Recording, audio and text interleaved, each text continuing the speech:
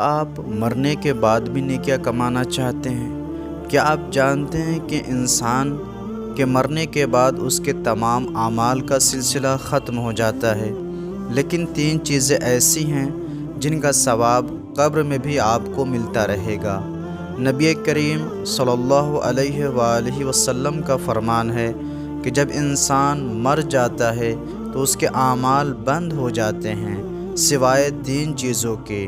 پہلی چیز صدقہ جاریہ، کوئی ایسا کام جس کا فائدہ لوگوں کو ہمیشہ پہنچتا رہے، جیسے کنواں کھودوانا، نل لگوانا، مسجد بنانا وغیرہ۔